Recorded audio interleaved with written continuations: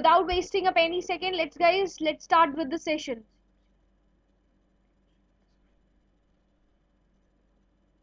Sort of. Now is the screen visible?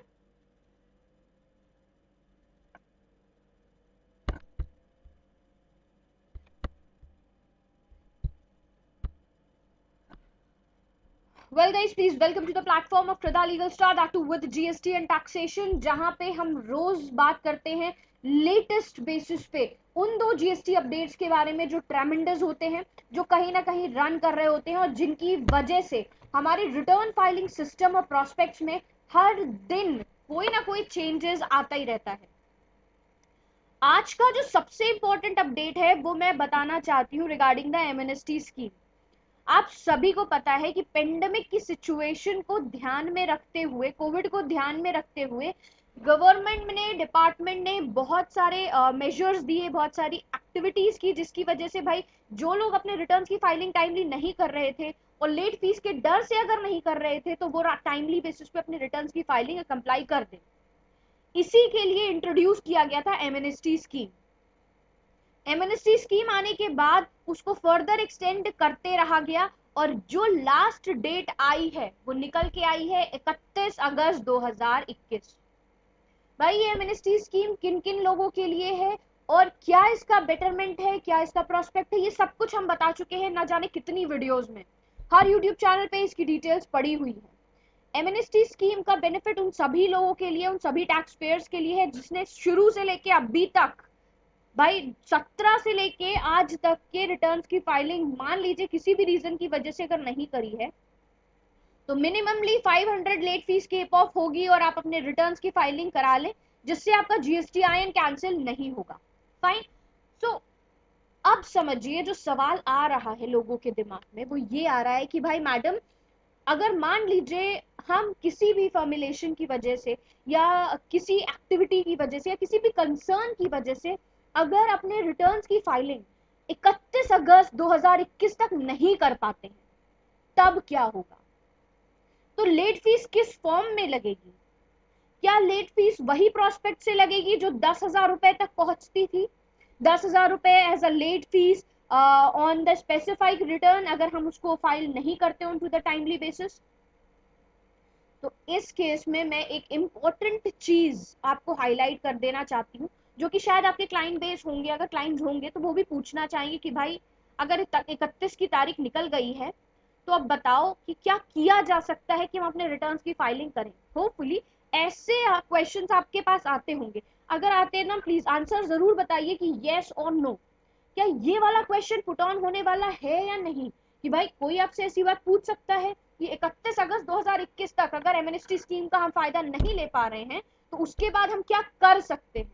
क्या ऐसा question आने का चांस है आप सभी के पास? प्लीज आंसर मी येस और नो।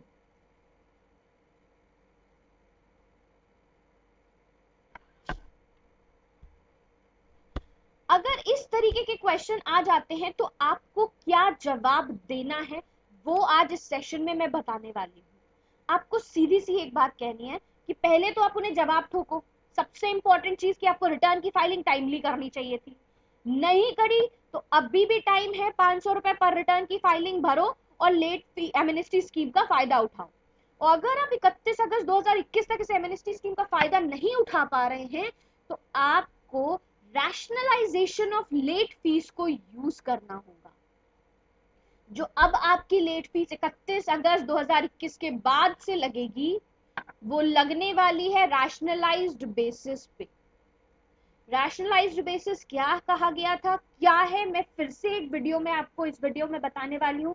पहले वीडियो में बताया था, आपको फिर से आज ये बात बताने वाली हूँ। रैशनलाइजेशन ऑफ लेट फीस का कैपेबिलिटी क्या हुई थी कि भाई जीएसटीआर 3B और 1 के केस में अगर कोई भी नील रेटेड टैक्स लाइबिलिटी है, ठीक है, नील रेट लाइबिलिटी है तो आपको 500 रुपए लगेगी। ठीक है, ये specified category of tax payers के लिए है, ये उनके लिए है अब जिनका टर्नओवर डिपेंड करता है कि भाई 1.5 करोड़ से नीचे वाला है या 5 करोड़ से ऊपर वाला है, उनकी सिचुएशन ही अलग हो जाती है। समझिएगा, टर्नओवर अगर लेस देन 1.5 CR है तो 2000 तक की केप ऑफ हुई थी। ठीक है, 2,000 तक की लगेगी अगर एमएनएसटी स्कीम का फायदा नहीं लेते हो। 5,000 अगर 1.5 करोड़ से 5 करोड़ के बीच की है और 5 करोड़ से ऊपर वाले अगर आप फॉल करते हो, आपका turnover in the president financial year 5 crore से ऊपर का है, तो आप समझ के बैठो कि आपको 10,000 रुपए ही लेट फीस लगने वाली है। इस केस में किसी भी तरीके की कोई लीनियंसी आपको नहीं दी जाएगी। जो रैशनलाइजेशन का सिस्टम है वो एज इट इज ही चलने वाला है। पर अगर कोई ये सवाल पूछता है कि भाई क्या मैडम सीधे से उठा के हमारा 10,000 लगने वाला है, लेट फीस सीधे 10,000 हर बार की तरह आएगी, तो ऐसा नहीं होगा। It would be completely reliable, dependable on the specified turnover of the business कि business किस स्केल पे रन कर रहा है या क्या उसका स्पेसिफाइड टर्नओवर है। Is this prospect clear to everyone? I have a humble request. Please answer me in the form of yes or no. अगर कोई अब आपसे पूछता है तो क्या कीपिंग ऑफ कैसे होनी है, वो रैशनलाइज्ड फॉर्म में होगी। 10,000 वाला उन्हीं लोगों पे लगेगा जिनका turnover in the president financial year 5 crore से ऊपर का जाएगा, ठीक है, या गया है। उन्हें अब से जो भी लेट फीस लगने वाली है, जो शो करने वाली है, वो 5-10,000 रुपए की ही लगेगी।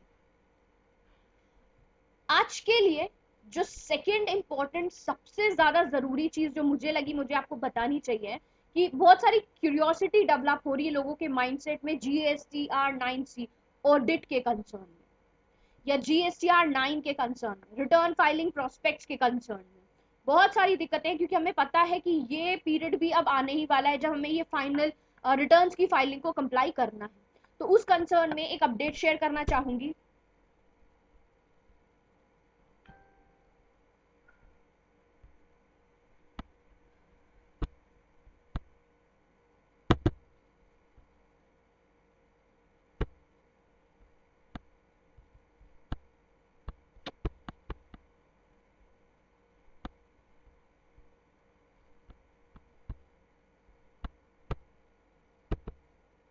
Is the screen visible to everyone? GST audit, GSTR 9C, इसको फॉर्मुलेट करने का एक नया फॉर्मेट डिजिटली जीएसटी पोर्टल पे इंट्रोड्यूस हो चुका है। जैसे कि आप सभी को पता है, ऑडिट जो है, जीएसटी ऑडिट जो होने वाला है या कंप्लाई हो रहा है, अब उसमें पता है कि अब सेल्फली असिस्ड होगा instead of doing by the chartered accountant.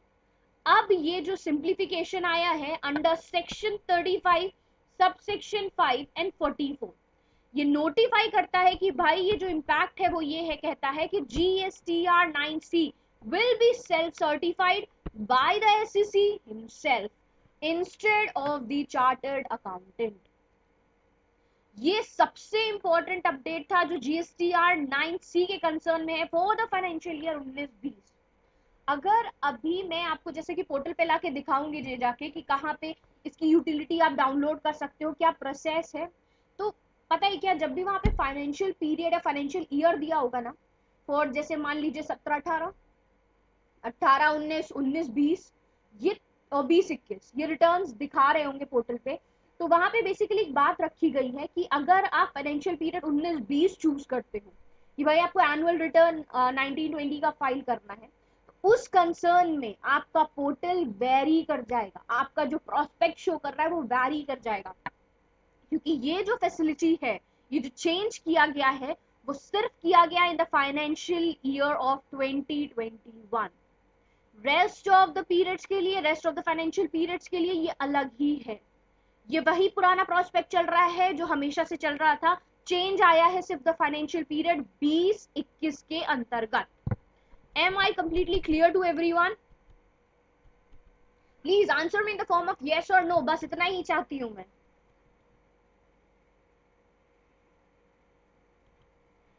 Most of the time जो क्वेश्चन आता है वो ये आता है, भाई 9 और 9C मैडम किसको भरना है और किसको नहीं भरना है, वो प्लीज बता दीजिए। तो हर बार वही प्रोस्पेक्ट वही क्वेश्चन आता है, इसलिए मैं चाहती हूँ कि आपको पता हो, जिससे आपके साथ साथ आगे के 10 लोगों को ये बात पता चले। एग्रीगेट टर्नओवर अगर भैया आपका 2 करोड़ तक का है तो 9 और 9C कोई जरूरत नहीं है, इट्स कंप्लीटली ऑप्शनल, भरना हो भरो नहीं तो हटाओ।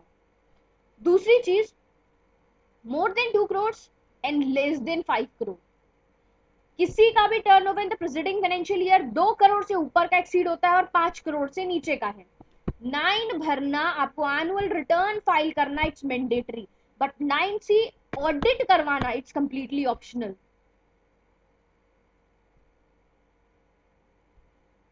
9C is completely optional. Are you getting the prospect, guys? सीधी सी बात है, जो aggregate turnover in the preceding financial year है, उस केस में बताया कि अगर 2 करोड़ है तो आपको 9 और 9C भरना इट्स ऑप्शनल, कंप्लीटली इंपॉर्टेंट नहीं है। 2 करोड़ से 5 करोड़ के लिए इट्स फाइलिंग इज मैंडेटरी, इसको फाइल करना इंपॉर्टेंट और मैंडेटरी है। और साथ ही 9C के कंसर्न में बोला गया कि इट्स ऑप्शनल, आप चाहो तो ऑडिट कराओ, चाहो तो ना कराओ, it's optional on to you. But अगर यहाँ पे बात आ जाती है ना कि turnover in the preceding financial year 5 crore से ऊपर का जाता है, देन व्हाट? Then what? आपको 9 और 9C दोनों फाइल कराना है। यहाँ पे स्टार रेटेड बात कही गई है, इट्स मैंडेटरी, ठीक है। यहाँ पे लिखा गया है, as per the press release dated on 28 May 2021 clarified that the form of 99A for the financial year 2020 and 21 is optional for the taxpayers with an aggregate turnover up to 2 crores, ठीक है। 2 करोड़ वालों के लिए optional है और mandate हो गया है फॉर 5 CR। 5 CR से ऊपर है तो भैया ये आपके लिए मैंडेटरी है, जरूरी हो जाता है। बट ये प्रोस्पेक्ट क्लियर होता है कि भाई ये अब से हमारे द्वारा सेल्फ असेस्ड होगा। Now it is going to be self assessed by us instead of chartered accountant. इसके लिए जीएसटी पोर्टल ने एक proper utility, proper feature enable कर दिया है on to the GST portal, जिसे मैं शेयर करना चाहूंगी। मैं चाहती हूँ कि आप इस पोर्टल पे जाके उस चीज को देखें कि ये कहां से डाउनलोडिंग होगी।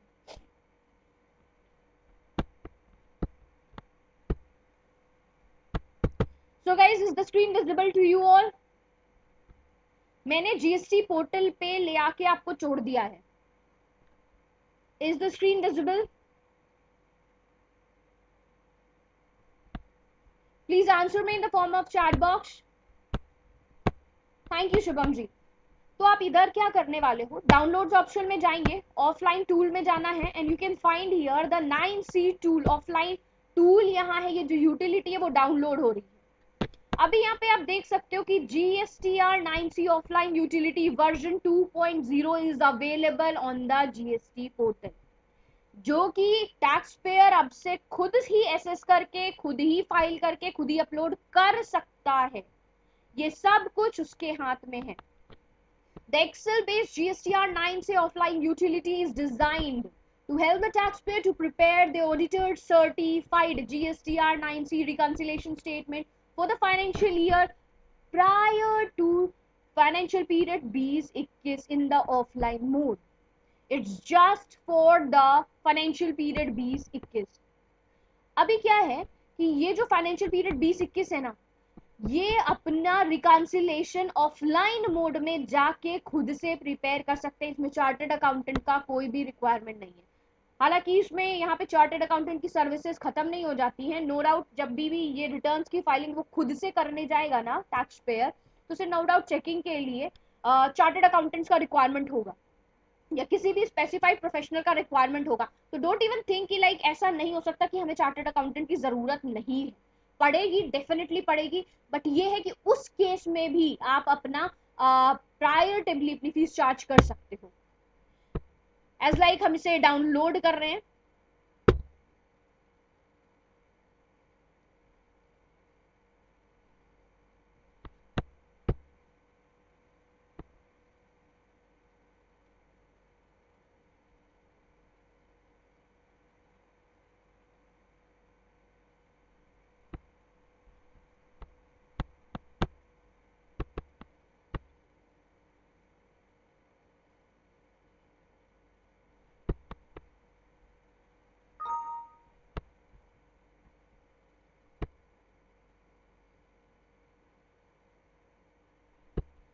So guys, is the screen visible? Can you see this specified format जिसमें आपको वर्जन 2.0 मिल रहा है?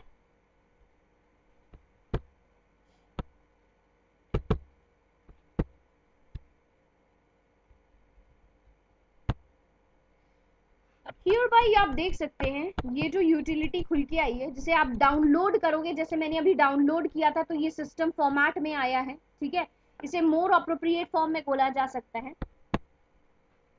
बंदा अपना जीएसटी देगा फॉर द फाइनेंशियल ईयर दिया जाएगा। फाइनेंशियल ईयर के अंदर यहाँ पे बोल दिया गया था आप जो भी फाइनेंशियल पीरियड डालोगे, 17-18 डालते हो, 18-19 डालते हो, 19-20 डालते हो, तो उस केस में आपकी जो फॉर्मेलिटीज हैं, जो डिजाइनिंग है, वो थोड़ी सी बदल जाती है, ठीक है। कुछ फीचर्स चेंज हो जाते हैं।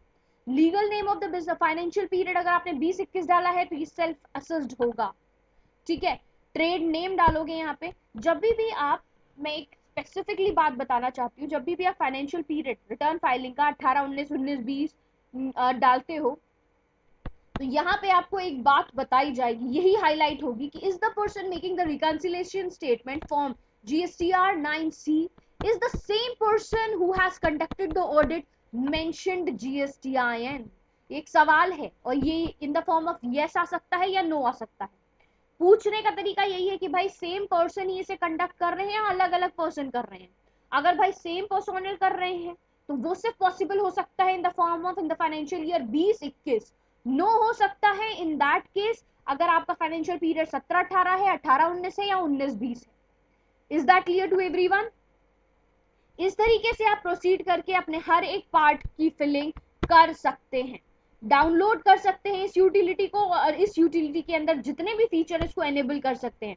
अगर आपको जानना है बेसिकली कि इसके अंदर आप हर एक रिटर्न्स की फाइलिंग या प्रॉपर यूटिलिटी का यूज करते हो, कैसे फाइलिंग करोगे, तो उसके लिए एक स्पेसिफाइड सेशन हम डिजाइन करेंगे जहां पे हम अपने क्लाइंट बेस की डिटेल्स को यहाँ पे फिल ऑन करके आपको बताएंगे कि कहाँ कहाँ किस टेबल के अंदर कौन सी डिटेल्स जाती है।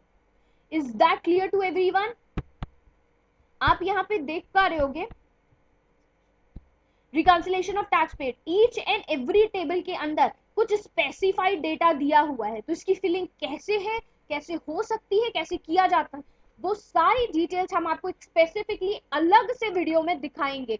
अगर आप इंटरेस्टेड हैं तो प्लीज जरूर कमेंट बॉक्स में मुझे बताइएगा कि आप ये सीखना चाहते हैं। We are going to help you out कि कैसे इसकी डिजाइनिंग की जा सकती है। ये 2 मेजर अपडेट आए हैं। हालांकि जो इंपॉर्टेंटली सेशंस आते चले जाते हैं, डेली बेसिस पे आते चले जाते हैं, मैं वहां पे आज के लिए, कल के लिए या हमेशा के लिए वही बातें करती हूँ जो एग्जैक्टली प्रैक्टिकल लेवल पे इंपॉर्टेंट है। अब जैसे कि आपको 31 तारीख तक अगर नहीं किया तो भैया लेट फीस कैसे कीप ऑफ होगी वो आपको पता चल गया। आपको जब ये ऑफलाइन टूल, आप अगर as a tax payer work कर रहे हो, tax payer as a enhancement खुद का कर रहे हो, आपको पता है कि आप GSTR 9C का ऑडिट खुद ही से आपको एसेस करके रिकंसाइल करके उसे भेजना है। वहां पे चार्टर्ड अकाउंटेंट का रिक्वायरमेंट नहीं है, तो इसे मत समझिएगा ऐसे कि वहां पे चार्टर्ड अकाउंटेंट का रिक्वायरमेंट नहीं है। वहां पे आपको चार्टर्ड अकाउंटेंट का रिक्वायरमेंट होगा जिससे आप अपनी प्रॉपर असेसमेंट ठीक से आपने की है या नहीं की है उस सबको एनालाइज कर सको। आज के लिए बस इतना ही। ये 2 इंपॉर्टेंट अपडेट है। हालांकि 2 दिन के लिए ये सेशंस ऑफ रहेंगे due to the my official visit to outside the city. मैं सिटी विजिट बाहर करने जा रही हूँ, जिसकी वजह से 2 दिन ये सेशंस ऑफ रहेंगे। उसके बाद will be get backing after these 2 days. Sessions फिर से होगा, आप सभी के पास लिंक पहुंच जाएगा टीम की तरफ से, तो प्लीज सेशंस को कभी मिस मत कीजिए। अगर कोई डाउट होता है तो प्लीज 7393977569 पे हेलो मैसेज सेंड करके अपनी क्वेरी को, डाउट को क्लियर जरूर कीजिएगा। एक छोटी सी रिक्वेस्ट है, जो भी मैम मैं एज एन अपडेट आपको बताती हूँ, क्या वो सारे अपडेट्स, पढ़ाने का प्रोस्पेक्ट्स, चीजें क्लियर होती हैं? डू यू फील लाइक कि क्या आज तक मैंने जो कुछ भी अपडेट्स, हालांकि ये जो सेशंस हैं वो ऑनेस्टली स्पीकिंग जो स्टार्ट हुआ है वो अराउंड 1.5 मंथ से स्टार्ट हो गया है, क्योंकि इसका जो मेजरली इंपॉर्टेंस था वो मुझे रियलाइज तब हुआ जब लोगों को डेल्ट करते समय एज अ क्लाइंट बेस मैंने देखा कि इनके पास जो क्वेरीज आती है वो पिन पॉइंटर्स आती हैं। जो मुझे पता होता है, मुझे ऐसा लगता है कि सबको पता होगा, but that not exactly the real face. इसीलिए इसकी जो चार्जेबिलिटी है वो भी मिनिमल कॉस्टिंग रखी गई है। शायद एक पिज्जा कॉस्टिंग भी नहीं है इस क्लासेस के सेशंस की चार्जेबिलिटी। तो what do you feel guys, like क्या ये सेशंस अच्छे हैं, आपको समझ में आता है? I have a humble request, please comment box में हमें जरूर बताइए, जिससे हमारा मॉरल सपोर्ट भी ग्रो हो और हम आपको भी समझ सके कि आप रिस्पेक्टिव ग्राउंड पे क्या इस दी हुई फैसिलिटी का यूज कर पा रहे हैं या नहीं।